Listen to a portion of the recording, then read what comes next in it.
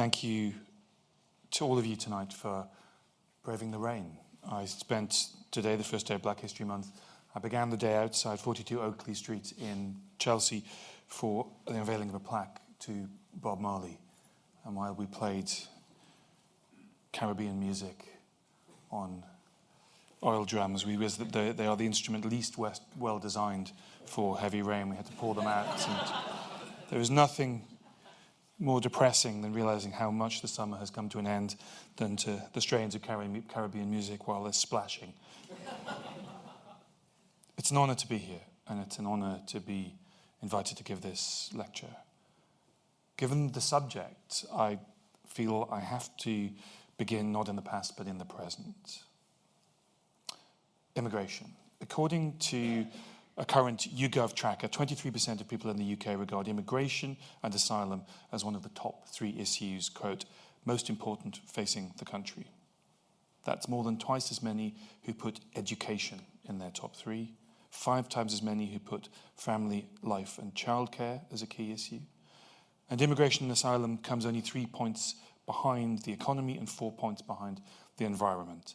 And that figure of 23% has to be understood within the context of another metric in the same survey, which was that Britain leaving the EU is another of the 3 most important issues for 66% of people asked.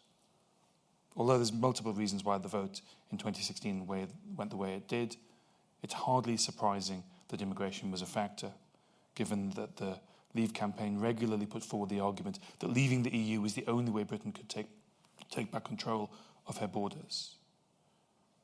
Our national debates around immigration have become more acute and more pointed since the referendum, but in many ways, this is entirely in keeping, and the trends within them and the patterns within them existed within British political history since 1945. Immigration and immigration controls were a factor in other political crossroads between then and now. It was a key issue in the election of 1970, and also a key issue in the election of 1974. The election of 1979 came after Margaret Thatcher had given an interview to Granada Television's World in Action programme in which she claimed, people are rather afraid that this country might be rather swamped by people of a different culture. The British character has done so much for democracy, for law, done so much throughout the world, that if there is any fear that it might be swamped, people are going to react and be rather hostile to those coming in. That was 1978. In a newspaper article in 1979, the year of the election itself, she was, if anything, more clear. She argued, quote, some people have felt swamped by immigrants. They've seen the whole character of their neighbourhoods change. Britain's long-running immigration debate has often been focused on race in one way or another. Arguably, one of the oddities of the current situation is that the racial dimensions of the immigration debate are less central than they often have been, as the focus, at least some of it, to the opposition to immigration has been directed at white EU nationals. What I want to discuss tonight is how over recent years the immigration debate has become detached from the broader history of movement and migration in all its forms in the years since 1945. We have an immigration debate, not a debate about migration or movement and how we got to now. And within this narrow debate, the work of academic historians, in particular the brilliant, coal-faced, documentary-focused work done in the archives that has informed so much of the best writing on this subject, has gained little attention despite the centrality of immigration in our political discourse. Where a disconnect exists between academic work and popular understanding, it is the role of public history to attempt to bridge that gap. There's one aspect of this history that is widely remembered and firmly fixed within our consciousness, and that's due in large part to the efforts over the past half century of British people of West Indian descent. That community has told the story of the Windrush and the struggles endured by the people who came ashore from that ship and from the ships and the aircraft that followed. That history is now part of the public history of the UK, the determination of that community to have their history and their contribution to the past 70 years of the British story imprinted into the national story led to an emergence of new forms of Black British history. It spawned new books. It led to the inauguration this year of a new Windrush Day. It was one of the reasons why we have Black History Month, an American import. The apotheosis of that process by which the Windrush story was brought into the mainstream of British history perhaps came in 2012, when a mock-up of the Windrush was included in the opening ceremony of the London Olympic Games. Black British history in its many forms has documented the hostility and the discrimination that Black migrants encountered when they came to Britain.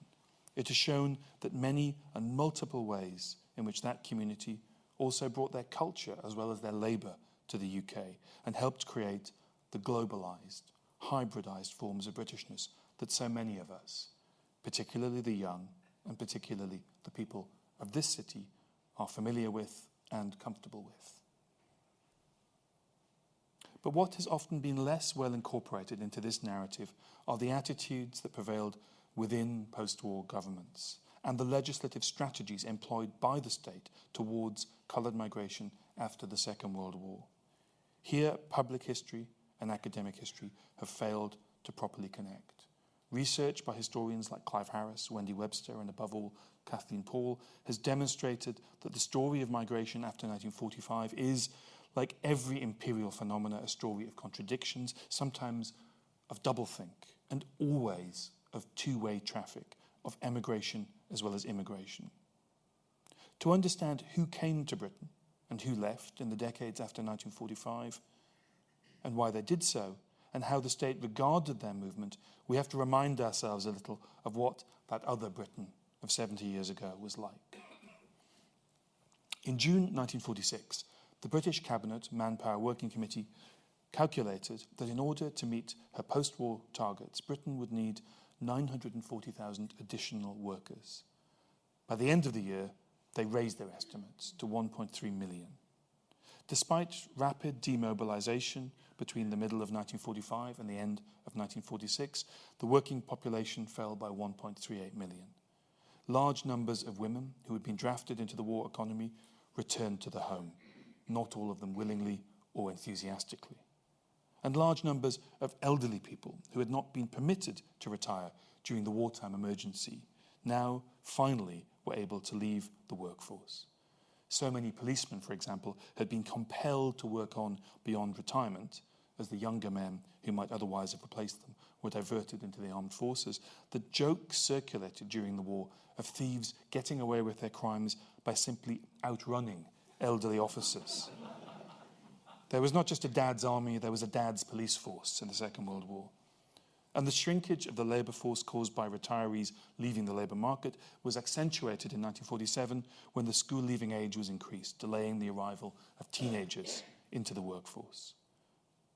Post-war Britain was battered, was war-torn. Its industries and its infrastructure were in need of a vast programme of improvements, modernisations and repairs. 1 in 7 homes, according to one estimate, had suffered some degree of war damage. Plants, factories and whole industries that had been brilliantly retooled for wartime production now had to be returned to their pre-war functions or found a new economic niche. There was a colossal, unprecedented task of rebuilding facing the nation, and not enough workers to do it. Part of the answer to the labour crisis in England, Scotland and Wales was to look to the land from which thousands of workers had come during the war, Ireland, both Northern Ireland and the Republic, which until 1949 was a member of the Commonwealth. Between 1946 and 1959, 350,000 people from Ireland came to work in Britain. Their experiences are deserving of a whole lecture, but restraints on time mean I can only mention them here. Another smaller part of the solution to the labour crisis was again to repeat what had been done so effectively during the war, which was to look to the people of the West Indies, where high levels of unemployment meant there were workers in need of jobs. One of the places where the parallel histories of Irish and West Indian migrants who arrived in post-war Britain overlapped is in the famous no coloured, no Irish signs that genuinely did appear in advertisements for private rental accommodation. And in some variations, again famously, dogs were added to the list of the unwanted. In 1947, the Ministry of Labour carried out an evaluation exercise to determine what it described as the surplus male West Indian population might be made use of. The report, however, concluded the West Indians were unsuitable for work, outdoor work in winter, owing to their susceptibility to colds and more serious chest and lung ailments. Similarly, West Indian women were elsewhere deemed to be unsuitable to fill the tens of thousands of vacancies in the cotton mills, as it was concluded that they were unable to withstand the cold temperatures of Lancashire.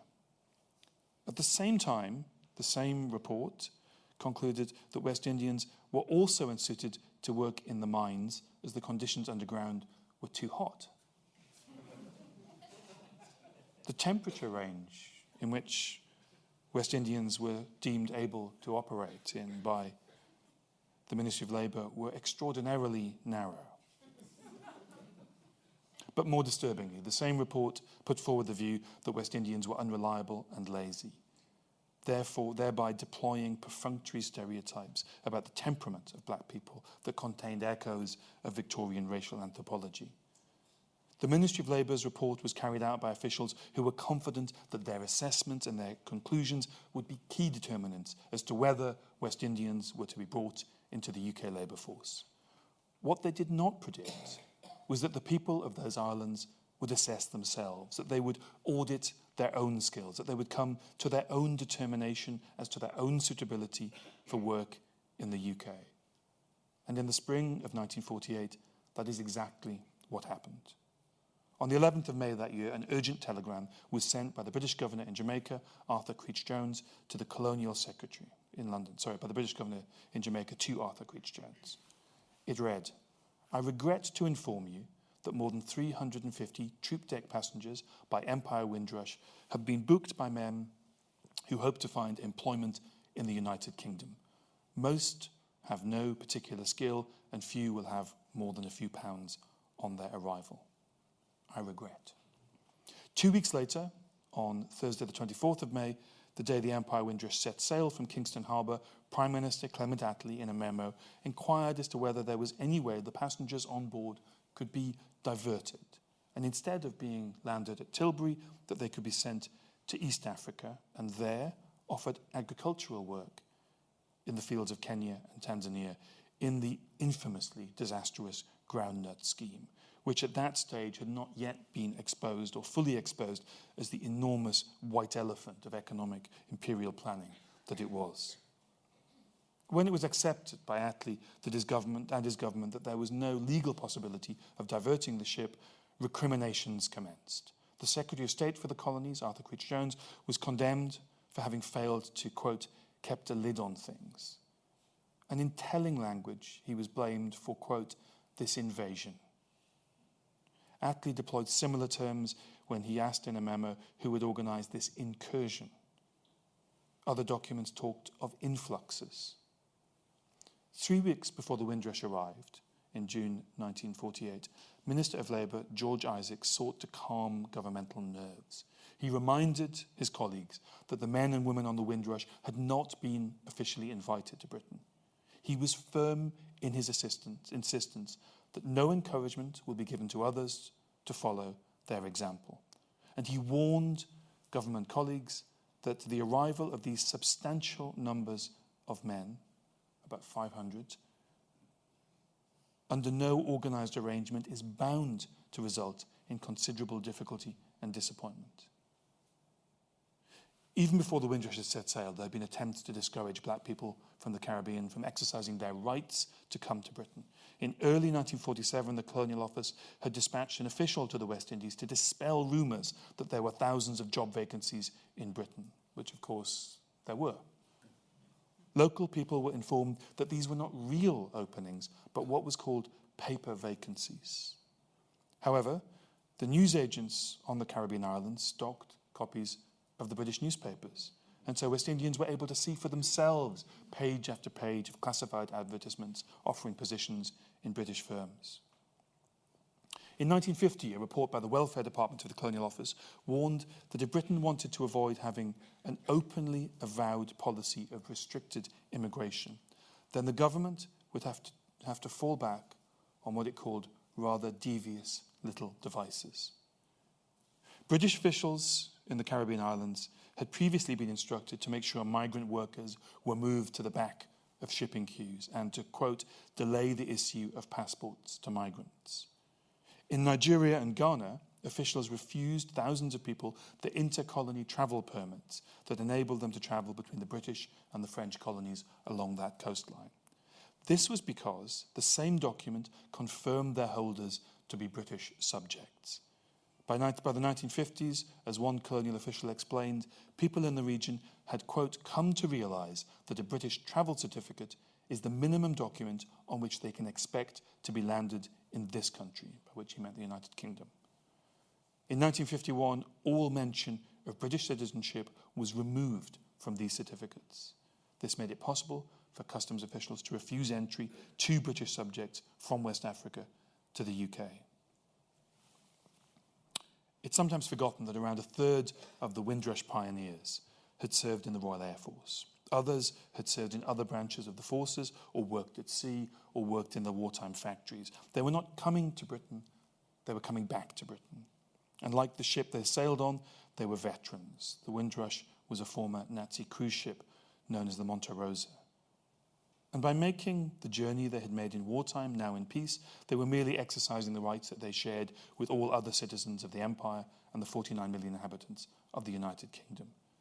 Yet the wording of the various papers, reports and memos from the Ministry of Labour and other departments of state from the late 1940s through the 1950s and into the early 1960s suggests that civil servants and ministers who drafted those papers regarded the Britishness of West Indian migrants and migrants from other non-white parts of the empire to be a legal reality but a practical inconvenience. It was not the case that they were not recognised as British subjects, but as historians have demonstrated, that there were two notions of Britishness in operation. One was a matter of legal citizenship and subjecthood. The other was conceived around ideas of race and whiteness. These two definitions of Britishness meant the West Indians could be subjects of the empire, they could hold British passports and travel certificates, they could fight for Britain in war, but they could never be part of the racial community of Britishness. The idea of a legal Britishness, of passports and imperial universality, and another of race and skin colour was present from the very beginning. Both the 1945-51 Labour government of Clement Attlee and the 51-55 Conservative administration of Winston Churchill were unshakable in their view that people from the West Indies were not the right people to help rebuild post-war Britain. So the question is, who was? As stated earlier, Irish workers were regarded as key to solving the labour crisis, but another source of labour was to be people from Eastern Europe, who were encouraged to migrate to Britain in schemes ran by the government. From 1946 onwards, 600,000 migrant workers were brought to Britain from Europe. Some were recruited under the European Volunteer Workers Scheme. Many, but not all of these, were displaced persons who were then living in the vast camps of Europe. Others were Poles and other nationalities who'd served alongside British forces during the war. In 1947, the Polish Resettlement Act set out to formalise, their status, as returning home was impossible because Poland was then behind what Churchill had said in a speech of that year, called the Iron Curtain. The Labour government was well aware at the time that giving preference to East Europeans over non-white British subjects risked provoking a profound sense of injustice in the West Indies and elsewhere, especially among the many thousands of men and women who had served in the armed forces during the war. In 1947, the Colonial Secretary warned, West Indians are well aware of the labour shortage in Great Britain, and it is known to them that it is proposed to employ thousands of European displaced persons. In these circumstances, there has been a natural and immediate demand for the employment of British West Indians who are British subjects, and many of whom have experience of work in Britain during the war years to relieve the labour shortage. Migrants from Eastern Europe, even Poles who had fought alongside British forces in the war, were at times subject to a degree of hostility in the years after 1945. But this opposition tended to come from the bottom up, complaints from neighbours. There were some unpleasant articles in some of the newspapers, but it was not officially sanctioned. And indeed, there were no official efforts made. There were official efforts made to assist Europeans to settle and to explain their presence in the UK to potentially hostile communities. The position of successive governments was that the Europeans were ideally suited to helping mitigate the labour crisis. In a 1947 parliamentary debate, they were described as first-class people who, if let into this country, would be of great benefit to our stock, and as a people full of the spirit and the stuff of which we can make Britons. Remember that just a couple of years earlier, black people from the West Indies had been defined by the Ministry of Labour as surplus, as unreliable and lazy. One of the reasons the European voluntary workers were seen as ideal was because as aliens, if they refused work in a particular industry or location, they could be removed from the country. The terms of their recruitment meant they often had to remain in a job allotted to them by the ministry for a specified period, usually a couple of years. There is another story to tell of the racial thinking and of at times anti-Semitic thinking that contaminated some of the selection processes by which migrants were selected for inclusion within the EVW scheme. On occasions, people from the Baltic states were regarded as preferable to Slavic peoples and to European Jews.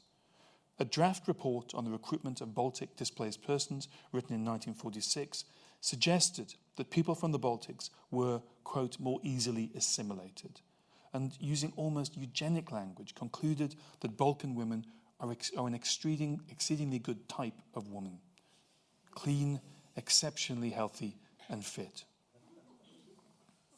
The work of Claire Willis and others is important here, but beyond the scope of this lecture. So successful were the various schemes to recruit European workers that by 1961, on the eve of the Commonwealth Immigrants Act of 1962, the law that would severely curtail the migration of non-white people into the UK from the West Indies, Africa, and the Indian subcontinent, there were more European aliens, quote, resident in Britain than migrants from the coloured empire. This is 13 years after the Windrush. Yet this whole episode is today hardly remembered. There were 60 Polish migrants on the Windrush in 1948. Their presence is for the most part glossed over or left unexplained in the popular memory of the Windrush phenomenon. Why were the West Indians treated so differently? One group sought out and recruited, the other officially discouraged.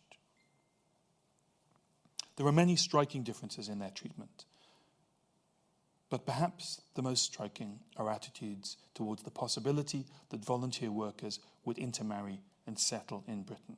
This eventuality was at times regarded as a positive, even as an ancillary benefit of the European voluntary workers scheme. One of the first schemes, which was codenamed Baltic Signet, focused on single younger women from the Baltics, and 1,500 of them were brought to the UK. The same draft report, written by the Foreign Labour Committee after visiting a camp in Germany from which many women were recruited, was again highly positive about Baltic women, many of whom came from middle-class families, and that was also a factor that played a part in how they were assessed. The report said, quote, the women are of good appearance, are again scrupulously clean in their persons and habits. There is little doubt that the specially selected women who come into this country will be an exceptionally healthy and fit body and would constitute a good and desirable element in our population. This emphasis on fitness and cleanliness was overtly linked to the idea of women from the Baltics intermarrying. In 1947, in a parliamentary debate, the potential of European men settling down and marrying British women was also described in similarly positive terms, and even as part of the solution to demographic imbalances that existed within the United Kingdom. The report said, "We are suffering from the falling birth rate of the 20s and the 30s, and have no fewer than 200,000 numerically surplus women.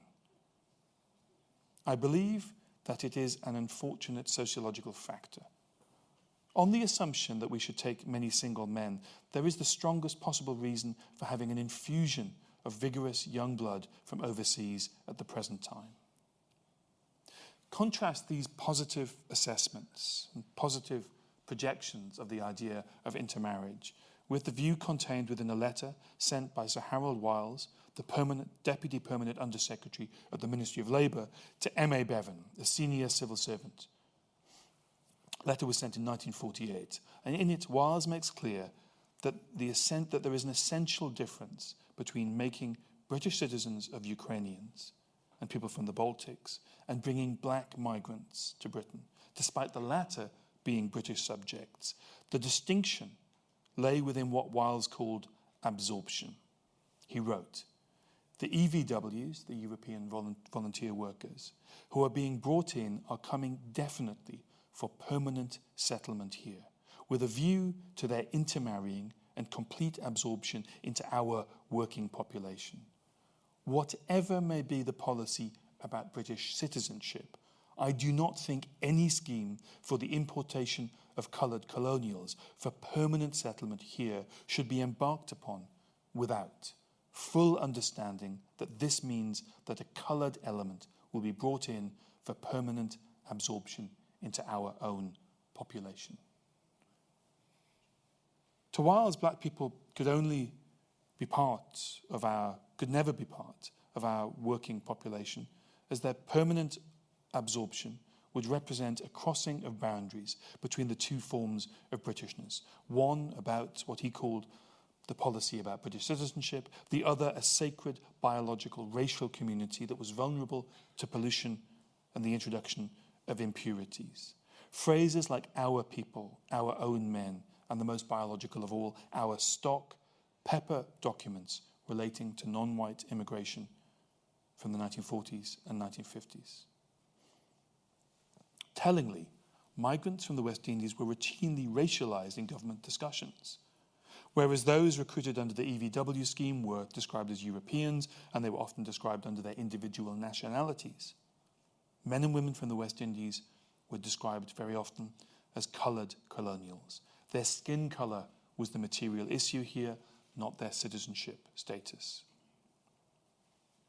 The Windrush and the waves of movement that followed risked a breach in the barrier between black and white, between coloniser and colonised, between two forms of Britishness, an imagined community of race, our people, on the one hand, and the coloured colonials on the other. This racialised definition of Britishness was able to absorb the European voluntary workers, who, despite in most cases having no cultural, historic or linguistic connections to the United Kingdom, were white, which in the end was all that really mattered. What Wiles called the policy about British citizenship was shown to be a mere contrivance. While it functioned on the colonial frontier, as its inventors had intended, when coloured citizens of the Empire came to Britain, they brought the frontier with them and threatened the real community of Britishness, which was interchangeable in the minds of men like Wiles with the idea of whiteness.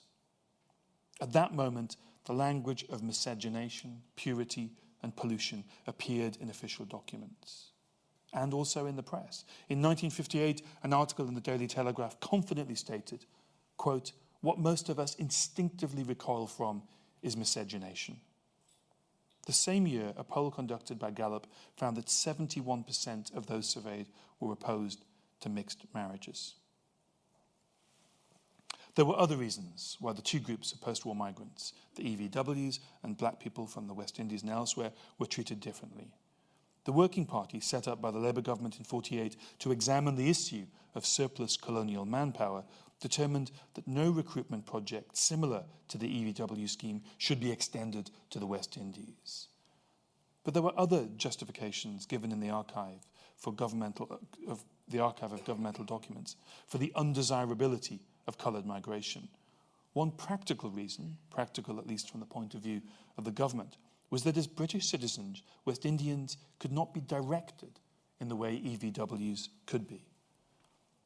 They could not be bound to one employer or sent back if they disobeyed the rules. It was their potential autonomy, as well as their blackness, that bothered officials. And in this, their status as British subjects with full rights made them less attractive as a source of labour.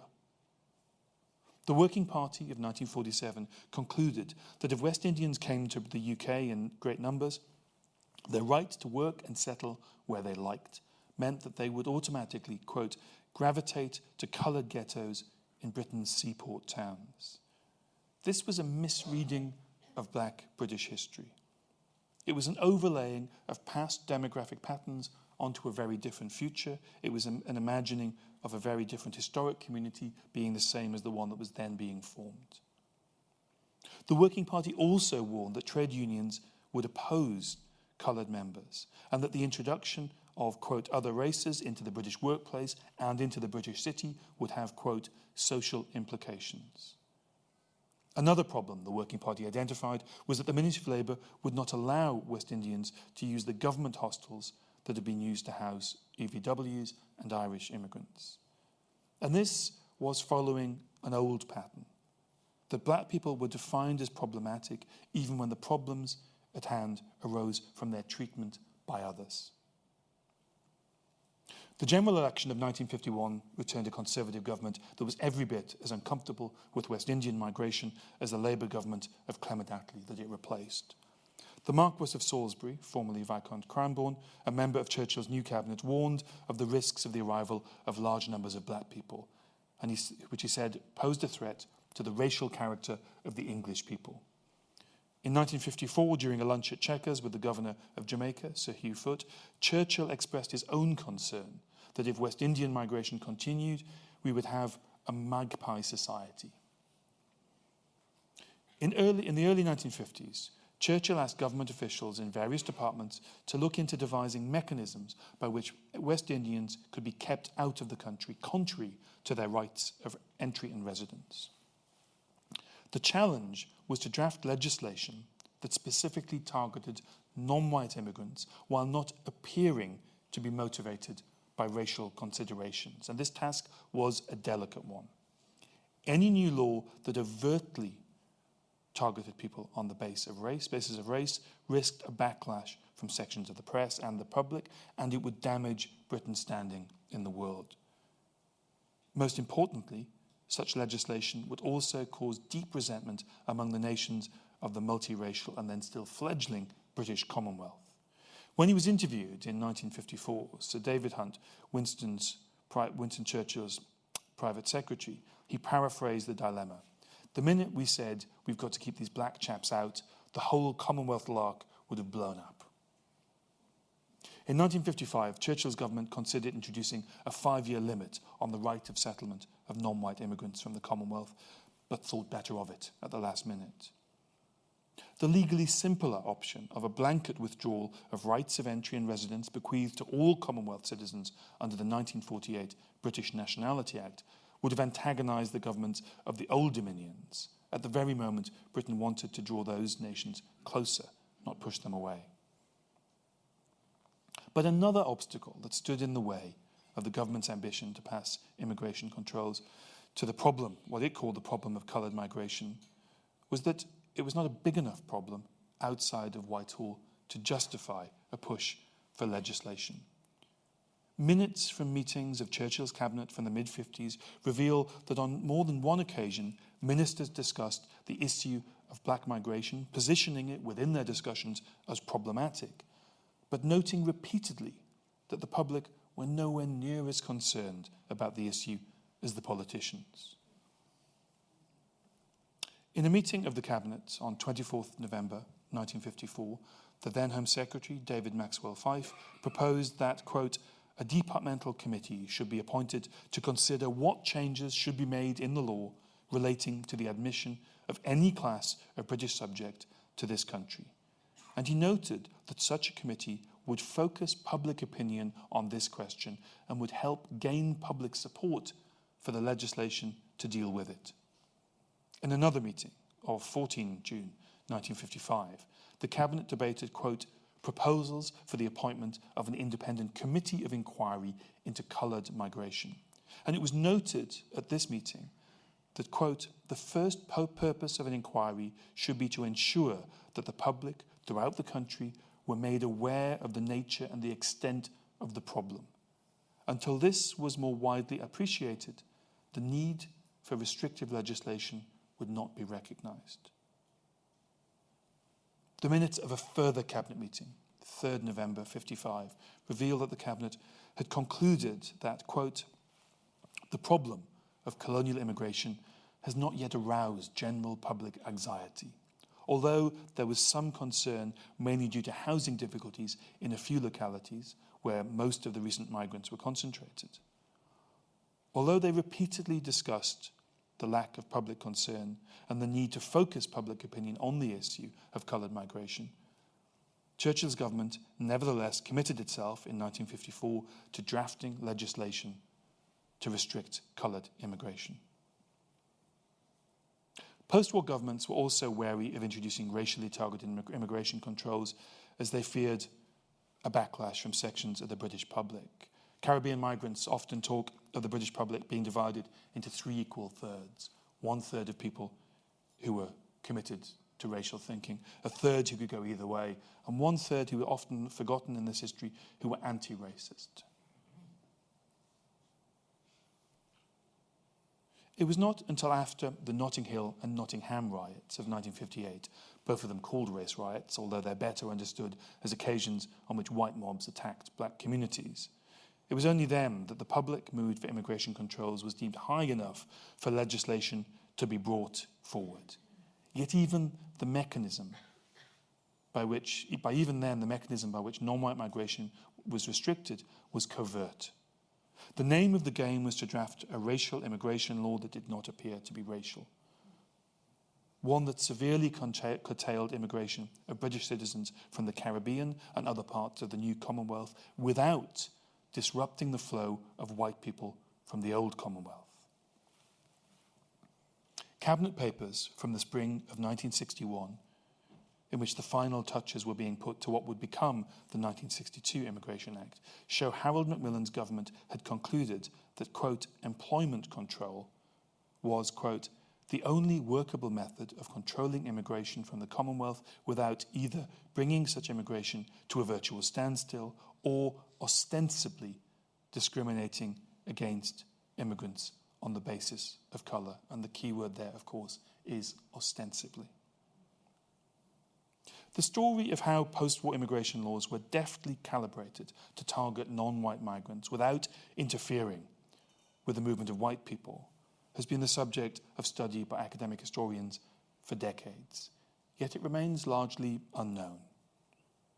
And yet, every October, in Black History Month, we discuss other aspects of this history. However, the aspect of the great flows of human traffic that surged around the Empire Commonwealth in the post-war decades that has perhaps been most lost to popular memory is that this traffic moved in all directions. The history of post-war immigration can only be understood alongside the history of emigration. And key to this is the bill that was being debated in the summer of '48 as the Windrush was crossing the Atlantic. The British Nationality Act received royal assent on the 31st of July, 5 weeks after the Windrush had arrived at Tilbury. The new act was in part a response to Canada's introduction of Canadian citizenship, and it gave the people of the Empire, who had formerly held the status of British subjects, the new status, Commonwealth citizens, creating the new designation, Citizen of the United Kingdom and Colonies. It reaffirmed the right of all to enter and settle in Britain, which was seen as a necessary continuation of a long British tradition of open borders, deemed fitting for a nation at the centre of a vast empire, and an empire that the immediate post-war governments did certainly not believe was about to see the sun finally set upon it. It was hoped that this new overarching status of citizen of the United Kingdom and colonies, as opposed to citizenships of each colony, would help dampen nationalist independent movements. However, it was introduced to maintain and enhance the bonds between Britain and what were then called the Old Dominions, sometimes called the White Dominions: Australia, Canada, New Zealand, South Africa. MPs imagined in 1948 that the Act would simply continue the two-way flow of traffic between Britain and those dominions. What they did not expect was unplanned, spontaneous migrations like the Windrush and the waves of migration that followed.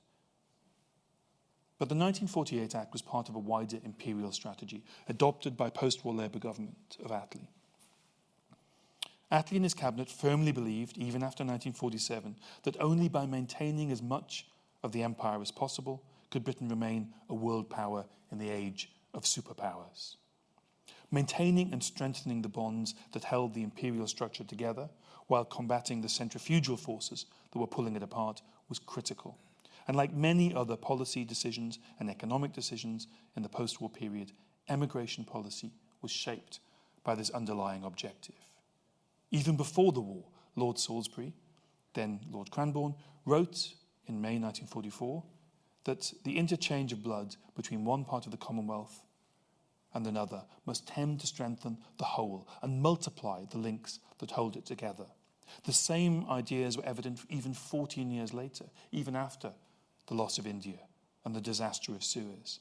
In 1958, Harold Macmillan, while visiting Australia, reaffirmed the importance that Australia must, quote, remain British in blood and tradition. Post-war migration from the UK was, of course, a continuation of a phenomenon that had long been a feature of the empire and part of the family histories of millions of British people. While the significant proportion of 19th century migrants headed to the United States, the majority by the 1880s and 1890s went to the white settler colonies, and the majority were absorbed by Australia, New Zealand, Canada, and South Africa. It was government policy after 1945 not merely to allow for the continued flow of skilled people from Britain, but to assist and facilitate it. The Empire Settlement Act of 1922, that had enabled over 400,000 people to emigrate from the United Kingdom to the Dominions between 22 and 33, was renewed 3 times after the war: 1952, 57, and 62. And in 1946 and 47, free and assisted passenger schemes were established to help bring migrants from the UK. Between 1945 and 1960, 1.5 million Britons emigrated. 80% of them went to the white settler colonies.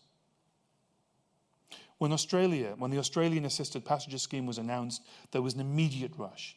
240,000 people applied for places, lodging 96,000 applications between them within 2 weeks of the scheme being started. So in the midst of a labour shortage of historic proportions and an ongoing demographic panic about falling birth rates and an ageing population, Britain's post-war governments subsidised and facilitated the migration of hundreds of thousands of young and healthy people.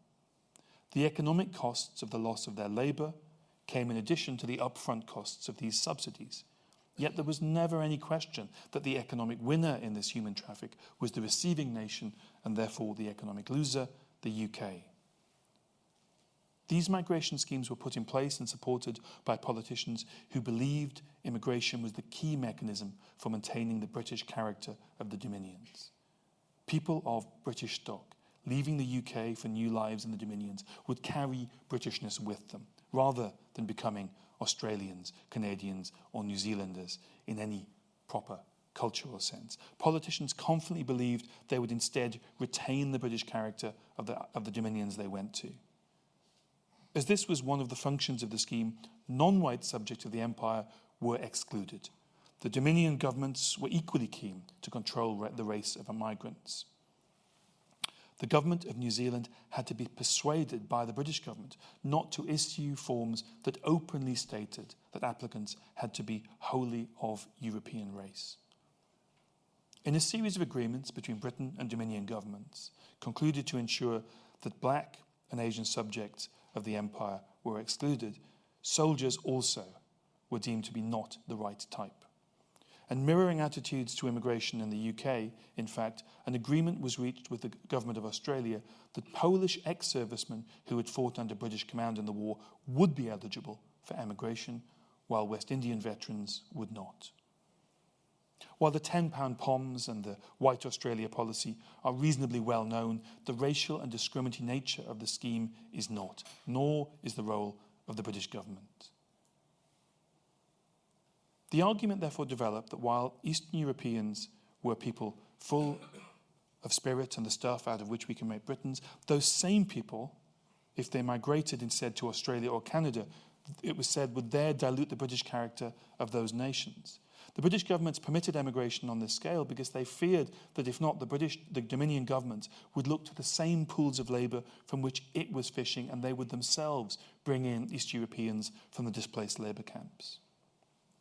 The logic of this human traffic thus required that Britons leave their homes to settle in the Dominions, and that East Europeans recruited to take their place in the UK labour force. And there, in Britain, they would be made into new Britons.